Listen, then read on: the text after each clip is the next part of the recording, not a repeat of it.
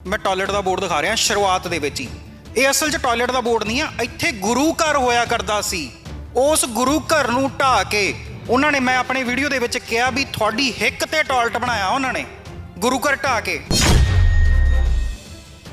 जदों गुरु साहब अर्घ दिंदे ने सूरज तो पुठे पासे ते पाणा कहंदा भी तेरा अर्घ तेरा पानी खेतां तक किद्दां पहुंचूगा, तो गुरु साहब कहंदे ने कि जे मेरा अर्घ मेरा पानी मेरे खेतां तक नहीं पहुंच सकता तो तेरा सूरज तक किवें पहुंचदा बई। उस अस्थान नूं ढाया गया है। ज्ञान गोदड़ी गुरुद्वारा साहब आ, ये उस गुरुद्वारा साहब की पुरातन फोटो आ जी। आदि इतिहासक वड्डा गुरुद्वारा साहिब ज्ञान गोदड़ी, ठीक है जी, हर की पौड़ी। ये गुरुद्वारे की सेवादार जिहड़ी बीबी सीगी, इहदा कतल होया 84 दे विच। आ जिहड़ा बोर्ड आ, जिहड़ी मैं तुहानूं फोटो दिखाई है ज्ञान गोदड़ी साहब, इत्थे होया करदा सी ज्ञान गोदड़ी साहब। इत्थों दी हुण स्काउट दा ऑफिस आ भी स्काउट दा ऑफिस आ, और इहदे नाल अंदर आ राह जांदा ते बिल्कुल इत्थे उत्ते आ बोर्ड लग्या होया शौचालय वाला, जिहड़ा मैं तुहानूं वड्डा करके दिखाया। पासे तो राम मंदिर, ये इन्हां नूं 500 साल बाद राम मंदिर मिलिया। मैं कहना तुहानूं मुबारक है बई, बाबर ने तुहाडा राम मंदिर ढाया, बाबर ने मसीत बनाई, तुसी लड़े, तुसी जिते, तुहानूं मुबारक। मैं नहीं कहना, मैनूं उत्ते ना खुशी ते ना दुख, पर साडे लई मुगल कौन आ बई?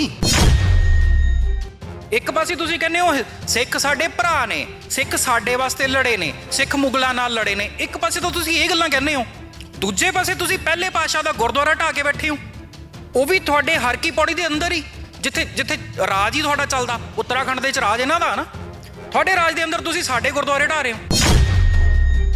इस अस्थान ते अज दे टाइम च काली माता दा मंदिर आ, और ये अखबार की कटिंग जिहड़ी हैगी आ, ये भी घट्टो घट्ट 8 साल 9 साल पुरानी कटिंग आ। एक किसी वीर ने यदी खबर लाई आ, नहीं तो इत्थे कोई कुस्क के राजी नहीं है।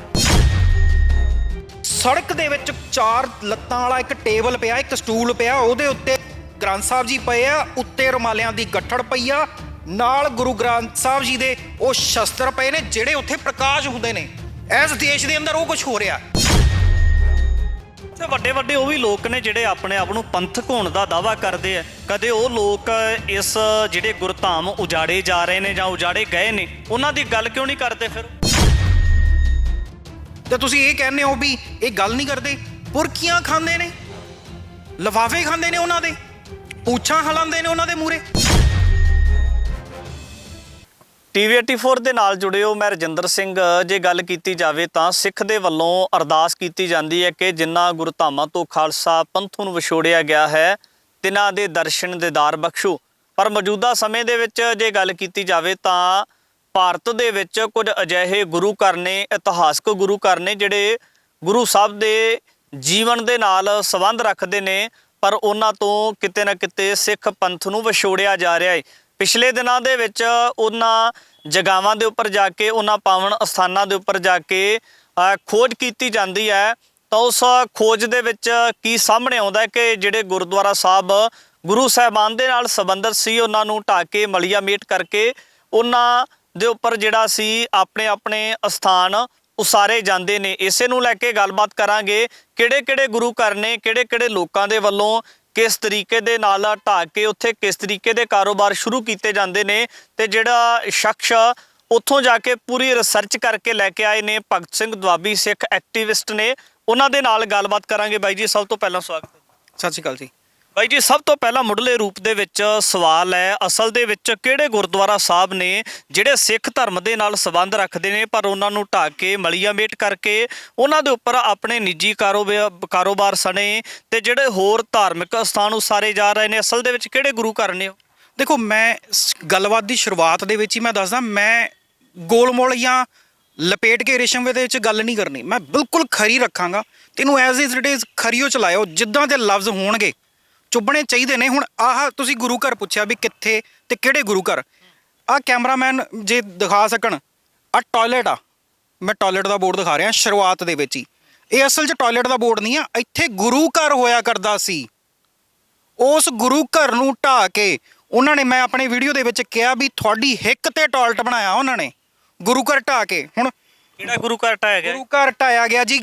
गुरु घर भी देखो, बड़ा हैरानी की गल आ, ਜਦੋਂ गुरु साहब गुरु नानक पातशाह जाके ਪਾਂਡੇ ਨੂੰ ਹਰ ਕੀ ਪੌੜੀ ਹਰਿਦੁਆਰ ਖੜੇ ਹੋ ਕੇ ਸੂਰਜ ਤੋਂ ਪੁੱਠੇ ਪਾਸੇ ਅਰਗ ਦੇ ਕੇ, ਹਨਾ, ਉਹ ਸਿੱਖ ਧਰਮ ਦੀ ਸ਼ੁਰੂਆਤ ਆ। ਉਹ ਜਦੋਂ ਜਿੱਥੋਂ ਦੀ ਸਾਡਾ ਬੀ ਪੁੰਗਰ ਦਾ, ਹਨਾ, ਇਹ ਕਹਿ ਤਾਂ ਦਿੰਦੇ ਨੇ ਕਿ ਸਿੱਖ ਹਿੰਦੂਆਂ ਚੋਂ ਨਿਕਲੇ ਨੇ, ਪਰ ਇਹ ਦੱਸਦੇ ਨਹੀਂ ਕਿ ਨਿਕਲੇ ਕਿਉਂ ਨੇ।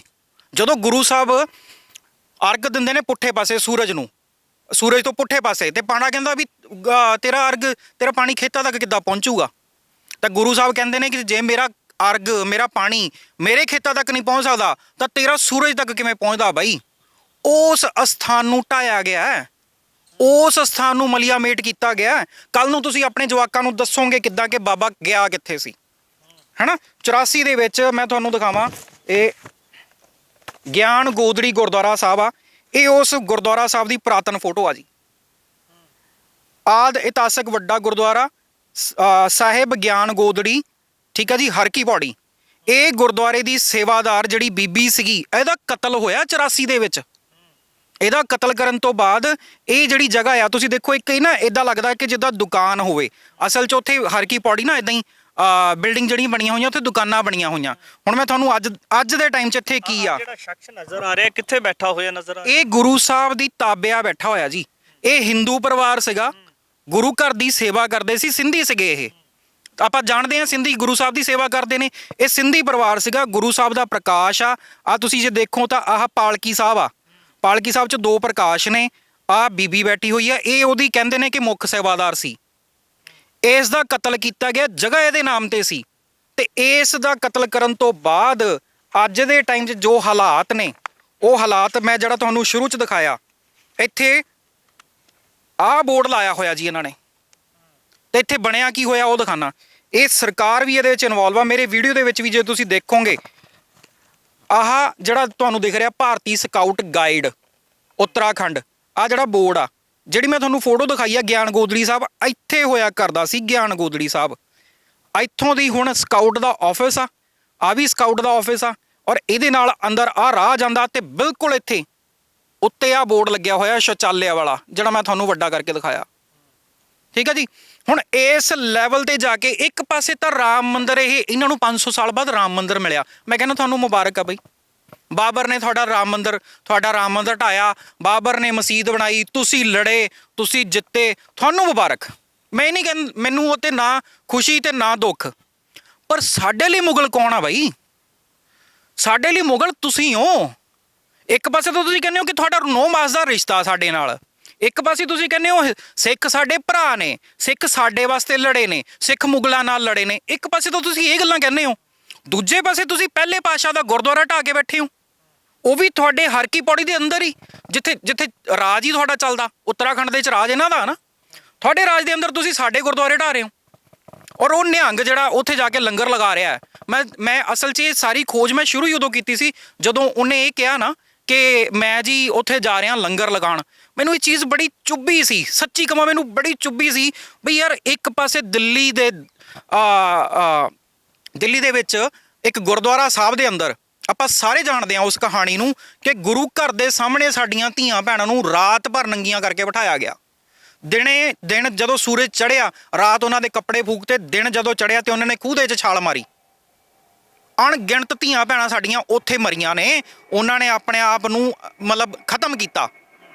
ਉਸ ਦੇਸ਼ ਦੇ ਅੰਦਰ ਤੂੰ ਕਿੱਦਾਂ ਯਾਰ ਕਿਸੇ ਦੇ ਵਿਆਹ ਦੇ ਵਿੱਚ ਕਿੱਦਾਂ ਸ਼ਾਮਲ ਹੋ ਸਕਦਾ ਯਾਰ? ਆ ਜਿਹੜੀ ਜਿੰਨੀ ਵੀ ਜਾਣਕਾਰੀ ਤੁਸੀਂ ਇਕੱਤਰ ਕਰਕੇ ਲੈ ਕੇ ਆਏ, ਇਹ ਜਿਹੜੀ ਜਾਣਕਾਰੀ ਆ ਅਸਲ ਦੇ ਵਿੱਚ ਇਹ ਤੁਸੀਂ ਪੜਚੋਲ ਕਿੱਥੋਂ ਕੀਤੀ ਆ?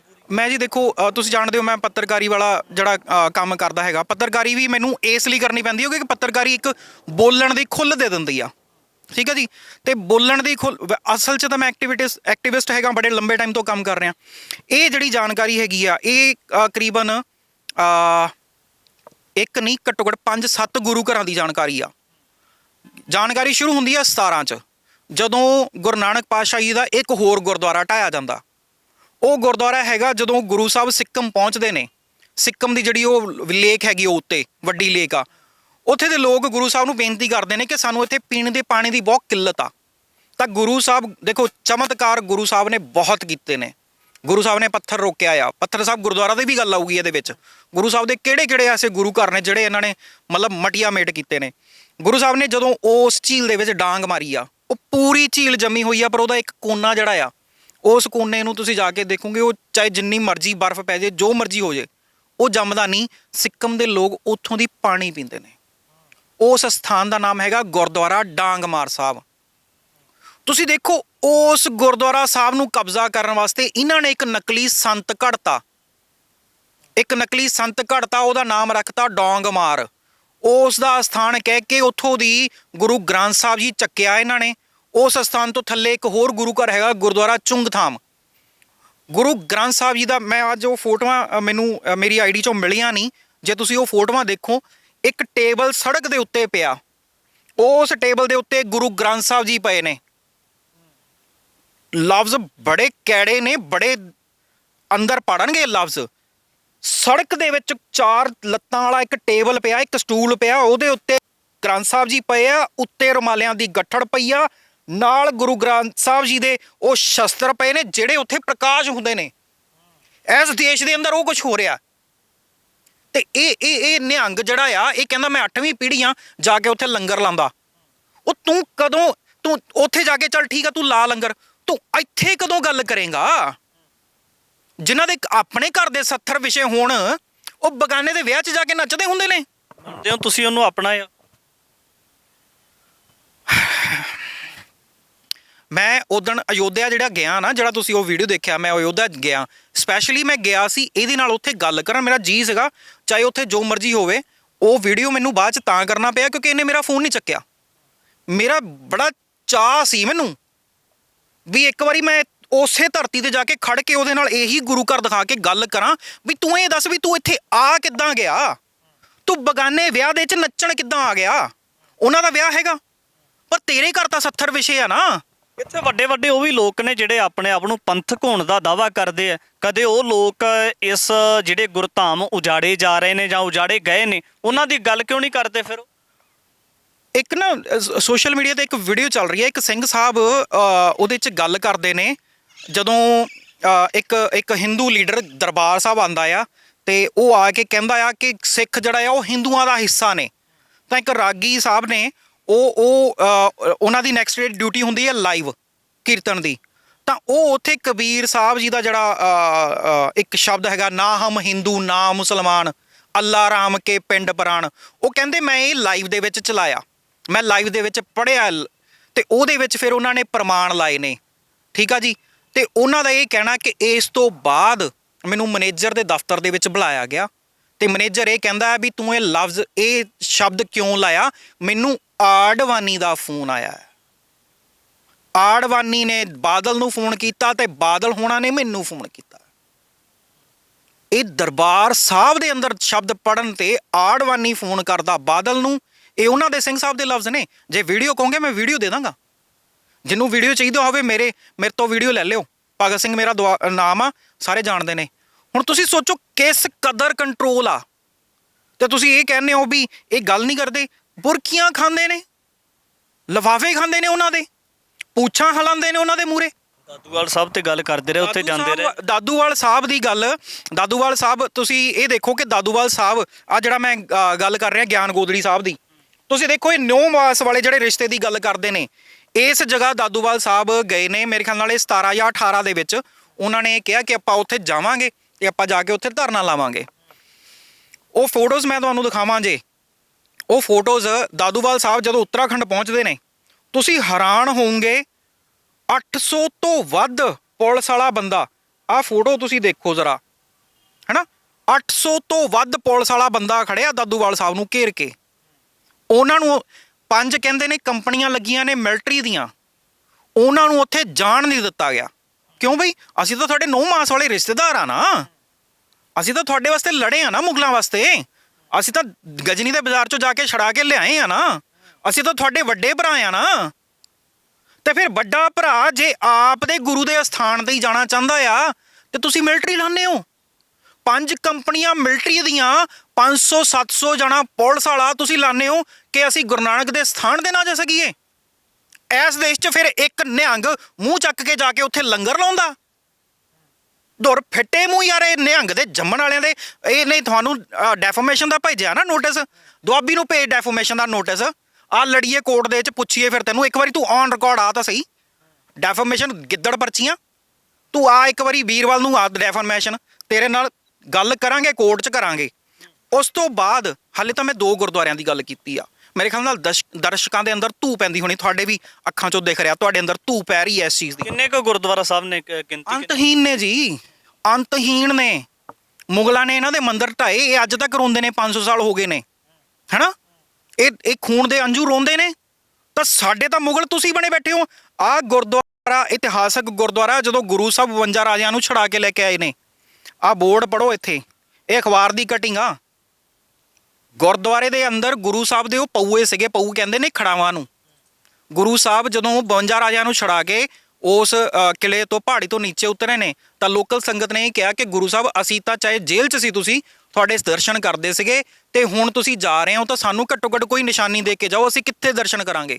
ਗੁਰੂ ਸਾਹਿਬ ਨੇ ਆਪਣੇ ਜਿਹੜੀਆਂ ਖੜਾਵਾਂ ਸੀ, ਜੋ ਉਹਨਾਂ ਨੇ ਜੇਲ੍ਹ ਦੇ ਵਿੱਚ ਪਾਈਆਂ ਸੀ, ਉਹ ਦਿੱਤੀਆਂ। ਉਹ ਖੜਾਵਾਂ ਨੂੰ ਫੂਕ ਦਿੱਤਾ ਗਿਆ 84 ਦੇ ਵਿੱਚ। ਇਸ ਅਸਥਾਨ ਤੇ ਅੱਜ ਦੇ ਟਾਈਮ 'ਚ ਕਾਲੀ ਮਾਤਾ ਦਾ ਮੰਦਿਰ ਆ। ਔਰ ਇਹ ਅਖਬਾਰ ਦੀ ਕਟਿੰਗ ਜਿਹੜੀ ਹੈਗੀ ਆ, ਇਹ ਵੀ ਘੱਟੋ ਘੱਟ 8 ਸਾਲ 9 ਸਾਲ ਪੁਰਾਣੀ ਕਟਿੰਗ ਆ। ਇੱਕ ਕਿਸੇ ਵੀਰ ਨੇ ਇਹਦੀ ਖਬਰ ਲਾਈ ਆ, ਨਹੀਂ ਤਾਂ ਇੱਥੇ ਕੋਈ ਕੁਸਕ ਕੇ ਰਾਜੀ ਨਹੀਂ ਹੈ। ਮੈਂ ਉਸ ਪਾਸੇ ਨੂੰ, ਮੈਂ ਗਵਾਲੀਅਰ ਵੀ ਜਾਣਾ ਆ, ਮੈਂ ਉੱਥੇ ਵੀ, ਜਿਵੇਂ ਮੈਂ ਅਯੋਧਿਆ ਵੀਡੀਓ ਕਰਕੇ ਆਇਆ, ਜਿਵੇਂ ਮੈਂ ਹਰਕੀ ਪੌੜੀ ਵੀਡੀਓ ਕਰਕੇ ਆਇਆ, ਮੈਂ ਇੱਥੇ ਵੀ ਕਰਕੇ ਆਊਂਗਾ। ਪਰ ਇੱਥੇ ਦੇਖੋ, ਇੰਨੇ ਸਾਡੇ ਲੋਕ ਜਿਹੜੇ ਕਹਿੰਦੇ ਨਾ ਕਿ ਅਸੀਂ ਪਠਾਣਾਂ ਨਾਲ ਲੜਨ ਵਾਲੇ ਆ, ਅਸੀਂ ਅਫਗਾਨਾਂ ਨਾਲ ਲੜਨ ਵਾਲੇ ਆ, ਫੇਸਬੁੱਕ ਤੇ ਤਾਂ ਕਮੈਂਟ ਮਾਰ ਦਿੰਦੇ ਆਪਾਂ। ਪਰ ਜਦੋਂ ਮੈਂ ਪੁੱਛਦਾ ਕਿ ਯਾਰ ਘੱਟੋ ਘੱਟ ਲੋਕੇਸ਼ਨ ਤਾਂ ਦੇ ਦਿਓ, ਉੱਥੇ ਰਹਿਣ ਵਾਲਿਓ ਘੱਟੋ ਘੱਟ ਲੋਕੇਸ਼ਨ ਦੇ ਦਿਓ, ਮੈਂ ਜਾ ਕੇ ਆਪ ਕਰ ਲੂੰਗਾ ਸਾਰਾ ਕੁਝ, ਮੈਨੂੰ ਦੱਸੋ ਤਾਂ ਸਹੀ। ਕੋਈ ਦੱਸਣ ਨੂੰ ਤਿਆਰ ਨਹੀਂ ਹੈ। ਕਦੇ ਤੁਸੀਂ ਜਿਹੜੇ ਸਰਕਾਰ ਦੇ ਨੁਮਾਇੰਦੇ ਨੇ, ਜਿਹੜੇ ਆਪਣੇ ਆਪ ਨੂੰ ਸਿੱਖ ਕੌਮ ਨੂੰ ਰੀਪ੍ਰੈਜ਼ੈਂਟ ਕਰਨ ਦਾ ਦਾਅਵਾ ਕਰਦੇ ਨੇ, ਕਦੇ ਉਹਨਾਂ ਤੱਕ ਅਪਰੋਚ ਨਹੀਂ ਕੀਤੀ ਕਿ ਜਿਹੜਾ ਸਿੱਖਾਂ ਦੇ ਵੱਡੇ ਮਸਲੇ ਰਹੇ ਨੇ, ਇਹਨਾਂ ਦਾ ਹੱਲ ਲੱਭਿਆ ਜਾਣਾ ਚਾਹੀਦਾ? ਦੇਖੋ, ਤੁਸੀਂ ਮੇਰੇ ਕੱਦ ਨੂੰ ਕੀ ਮੰਨਦੇ ਹੋ? ਇੱਕ ਛੋਟੇ ਜਿਹੇ ਲੈਵਲ ਦਾ ਪੱਤਰਕਾਰ ਹੀ ਆ ਨਾ ਮੈਂ। ਮੇਰਾ ਕੋਈ ਬਹੁਤ ਵੱਡਾ ਕੱਦ ਨਹੀਂ ਆ, ਮੇਰੇ ਪਿੱਛੇ ਕੋਈ ਇਹ ਨਹੀਂ ਕਿ ਮੇਰੇ ਪਿੱਛੇ 100-200 ਗੱਡੀ ਚੱਲਦੀ ਆ। ਇੱਕ ਛੋਟੇ ਜਿਹੇ ਲੈਵਲ ਦਾ ਐਕਟਿਵਿਸਟ ਹਾਂ, ਛੋਟੇ ਜਿਹੇ ਲੈਵਲ ਦਾ ਪੱਤਰਕਾਰ ਹਾਂ। ਜੇ ਮੈਂ ਇਹ ਕਰ ਸਕਦਾ, ਜੇ ਮੈਂ ਅਯੋਧਿਆ ਦੀ ਧਰਤੀ ਤੇ ਜਾ ਕੇ ਉਹਨਾਂ ਦੇ ਰਾਮ ਮੰਦਿਰ ਦੇ ਉਦਘਾਟਨ ਤੇ ਮੈਂ ਜਾ ਕੇ ਸਵਾਲ ਪੁੱਛ ਸਕਦਾ ਕਿ ਯਾਰ ਠੀਕ ਆ, ਤੁਹਾਨੂੰ ਮੁਬਾਰਕ, ਤੁਹਾਨੂੰ ਰਾਮ ਮੰਦਿਰ ਮਿਲਿਆ, ਸਾਡੇ ਗੁਰਦੁਆਰਿਆਂ ਦੀ ਕਦੋਂ ਗੱਲ ਕਰਨੀ ਆ ਤੁਸੀਂ? ਜੇ ਮੈਂ ਕਰ ਸਕਦਾ ਤੇ ਜਿਨ੍ਹਾਂ ਦਾ 13-13 ਕਰੋੜ 13-13 ਅਰਬ ਬਜਟ ਆ, ਇਹ ਨਹੀਂ ਕਰ ਸਕਦੇ? ਜਾਂ ਇਹਨਾਂ ਨੂੰ ਪਤਾ ਨਹੀਂ ਹੈ? ਜਾਂ ਇਹਨਾਂ ਨੂੰ ਇਹ ਚੀਜ਼ਾਂ ਮੈਨੂੰ ਜਾ ਕੇ ਦੱਸਣੀਆਂ ਪੈਣਗੀਆਂ ਮੇਰੇ ਵਰਗੇ ਨੂੰ? ਫਿਰ ਇਹ ਕਾਹਦੇ ਜਥੇਦਾਰ ਨੇ? ਫਿਰ ਇਹ ਕਾਹਦੇ ਕੌਮ ਦੇ ਮੌਤਵਾਰ ਨੇ? ਫਿਰ ਛੱਡ ਦੇਣ ਸੀਟਾਂ? ਫਿਰ ਨੌਜਵਾਨ ਖੜੇ ਨੇ। ਆ ਕੱਲ ਸੰਤਾਂ ਦੀ ਫੋਟੋ ਦੇ ਪਿੱਛੇ ਜਦੋਂ ਫੋਟੋ ਲਾਈ ਆ, ਠੀਕ ਆ, ਕਿ ਇੱਕ ਗੁਰੂ ਘਰ ਦੇ ਅੰਦਰ ਇੱਕ ਪ੍ਰਧਾਨ ਉੱਠ ਕੇ ਕਹਿੰਦਾ ਆ ਕਿ ਇੱਥੇ ਸੰਤਾਂ ਦੀ ਫੋਟੋ ਨਹੀਂ ਲੱਗਣ ਦੇਣੀ। ਫਿਰ ਸੋਧ ਦਿੱਤਾ, ਮੇਰੇ ਵਰਗਿਆਂ ਨਹੀਂ ਸੋਧਿਆ ਨਾ। ਛੱਡ ਦਿਓ ਯਾਰ ਤੁਸੀਂ ਕੁਰਸੀਆਂ, ਜੇ ਤੁਹਾਡੇ ਤੋਂ ਨਹੀਂ ਹੁੰਦਾ ਕੁਝ, ਦੇ ਦਿਓ ਕੁਰਸੀਆਂ ਸਾਡੇ ਵਰਗਿਆਂ ਨੂੰ। ਮੈਨੂੰ ਕਿਸੇ ਨੇ ਪੁੱਛਿਆ, ਮੈਂ ਅੱਜ ਹੀ ਸਵੇਰੇ ਮੇਰੇ ਨਾਲ ਇੱਕ ਹਿੰਦੂ ਵੀਰ ਬੈਠਾ ਸੀਗਾ, ਉਹ ਬਹੁਤ ਪਿਆਰ ਕਰਦਾ, ਕੌਮ ਨੂੰ ਬਹੁਤ ਪਿਆਰ ਕਰਦਾ। ਉਹ ਬੜਾ ਹੈਰਾਨ ਹੋਇਆ, ਕਹਿੰਦਾ ਯਾਰ ਵੜਤਾ ਹੁੰਦਾ? ਮੈਂ ਕਿਹਾ ਹਾਂ ਵੜਤਾ। ਕਹਿੰਦਾ ਤੂੰ ਬੜੀ ਖੁਸ਼ ਹੋ ਕੇ ਕਹਿ ਰਿਹਾ ਵੜਤਾ? ਮੈਂ ਕਿਹਾ ਹਾਂ ਵੜਤਾ। ਕਹਿੰਦਾ ਉਹਦਾ ਕੀ ਬਣੂਗਾ ਜਿਹਨੇ ਵੱਢਿਆ? ਮੈਂ ਕਿਹਾ ਕੀ ਬਣੂਗਾ, ਉਮਰ ਕੈਦ ਲੱਗੂਗੀ। ਕਹਿੰਦਾ ਪਰਚਾ ਹੋਊਗਾ ਕਿ ਨਹੀਂ ਹੋਊਗਾ? ਮੈਂ ਹੋਣਾ ਪਰਚਾ। ਪਰਚੇ ਦੀ ਪਰਵਾਹ ਕਿਹਨੂੰ ਆ? ਉਮਰ ਕੈਦ ਦੀ ਪਰਵਾਹ ਕਿਹਨੂੰ ਆ? ਜੇ ਸਾਡੇ ਵਰਗੇ ਹੈਗੇ ਨੇ, ਖੜੇ ਨੇ, ਤੁਸੀਂ ਛੱਡ ਦਿਓ ਯਾਰ ਕੁਰਸੀਆਂ। ਬਿਲਕੁਲ ਭਗਤ ਸਿੰਘ ਦੁਆਬੀ ਨੇ ਵੱਡੇ ਸਵਾਲ ਉਹਨਾਂ ਲੋਕਾਂ ਦੇ ਉੱਪਰ ਉਠਾਏ ਨੇ ਜਿਹੜੇ ਆਪਣੇ ਆਪ ਨੂੰ ਪੰਥ ਦੇ ਆਗੂ ਬਣ ਕੇ ਤੇ ਪੰਥ ਦੇ ਜਿਹੜੇ ਸਰਮੌਰ ਕਹਿ ਸਕਦੇ ਕਿ ਆਗੂ ਬਣ ਕੇ ਰਹਿਨਮਾਈ ਕਰਨ ਦਾ ਦਾਅਵਾ ਕਰਦੇ ਨੇ, ਤੇ ਉਹਨਾਂ ਲੋਕਾਂ ਦੇ ਉੱਪਰ ਵੱਡੇ ਸਵਾਲੀਆ ਚਿੰਨ੍ਹ ਵੀ ਖੜੇ ਕੀਤੇ ਨੇ। ਪਿਛਲੇ ਦਿਨਾਂ ਦੇ ਵਿੱਚ ਉਹਨਾਂ ਚੀਜ਼ਾਂ ਨੂੰ ਦਿਖਾਇਆ ਹੈ ਜਿਹੜੀਆਂ ਚੀਜ਼ਾਂ ਕਿਤੇ ਨਾ ਕਿਤੇ ਇੱਕ ਪਰਦੇ ਦੇ ਪਿੱਛੇ ਸੀ। ਗੁਰਦੁਆਰਾ ਸਾਹਿਬ ਨੂੰ ਉਜਾੜ ਕੇ, ਉੱਥੋਂ ਦਾ ਉਜਾੜਾ ਕਰਕੇ ਤੇ ਉੱਥੇ ਆਪਣੇ ਨਿੱਜੀ ਸਥਾਨ ਬਣਾਏ ਜਾਂਦੇ ਨੇ, ਤੇ ਇਸੇ ਨੂੰ ਲੈ ਕੇ ਕਿਤੇ ਨਾ ਕਿਤੇ ਜਿਹੜੇ ਸਿੱਖਾਂ ਨੂੰ ਰੀਪ੍ਰੈਜ਼ੈਂਟ ਕਰਨ ਵਾਲੇ ਲੋਕ ਨੇ, ਉਹਨਾਂ ਦੇ ਬਾਬਤ ਵੀ ਸਵਾਲ ਉਠਾਏ ਨੇ। ਆਖਰ ਉਹ ਕਦੋਂ ਸਿੱਖਾਂ ਦੇ ਮਸਲਿਆਂ ਦੀ ਗੱਲ ਨੂੰ ਲੋਕਾਂ ਦੇ ਵਿੱਚ, ਸਰਕਾਰ ਦੇ ਕੰਨਾਂ ਤੱਕ ਪਹੁੰਚਾਉਣਗੇ? ਭਵਿੱਖ ਦੇ ਵਿੱਚ ਵੀ ਅੱਗੇ ਵੀ ਗੱਲਬਾਤ ਲੈ ਕੇ ਤੁਹਾਡੇ ਦਰਮਿਆਨ ਹਾਜ਼ਰ ਹੋਵਾਂਗੇ। ਧੰਨਵਾਦ।